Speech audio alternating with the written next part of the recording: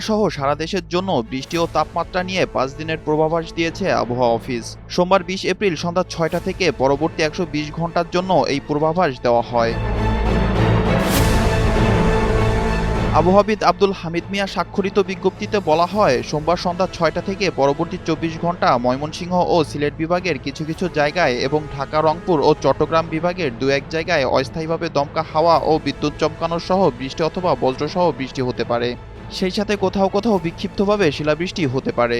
এছাড়া দেশের অন্যত্র অস্থায়ীভাবে আংশিক মেঘলা আকাশসহ আবহাওয়া প্রধানত শুষ্ক থাকতে পারে। এছাড়া সারা দেশে দিন ও রাতের তাপমাত্রা সামান্য বাড়তে পারে।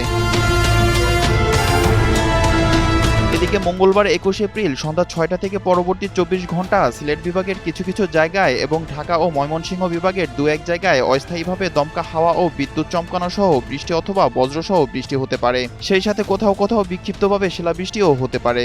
এছাড়া দেশের অন্যত্র অস্থায়ীভাবে আংশিক মেঘলা আকাশসহ আবহাওয়া প্রধানত শুষ্ক থাকতে পারে। এছাড়া সারা দেশে দিনের এবং রাতের তাপমাত্রা প্রায় অপরিবর্তিত থাকতে পারে। এছাড়া বুধবার ২২ এপ্রিল, বৃহস্পতিবার ২৩ এপ্রিল ও শুক্রবার ২৪ এপ্রিল সন্ধ্যা ৬টা থেকে পরবর্তী ২৪ ঘন্টা ময়মনসিংহ, সিলেট ও রংপুর বিভাগের দু-এক জায়গায় অস্থায়ীভাবে দমকা হাওয়া ও বিদ্যুৎ চমকানো সহ বৃষ্টি অথবা বজ্রসহ বৃষ্টি হতে পারে।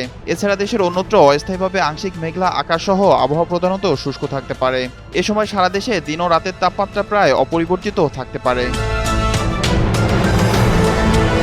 এদিকে রাজশাহী, পাবনা, সিরাজগঞ্জ, ঢাকা, ফরিদপুর, খুলনা, যশোর, চুয়াডাঙ্গা ও কুষ্টিয়া জেলাসমূহের উপর দিয়ে মৃদু থেকে মাঝারি তাপপ্রবাহ বয়ে যাচ্ছে এবং তা অব্যাহত থাকতে পারে ও কিছু জায়গায় বিস্তার লাভ করতে পারে।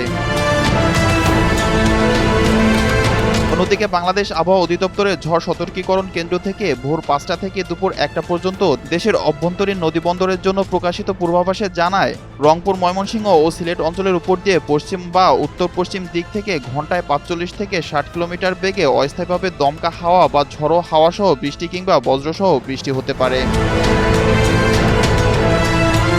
বিপ্লব শেখ, এনটিভি অনলাইন।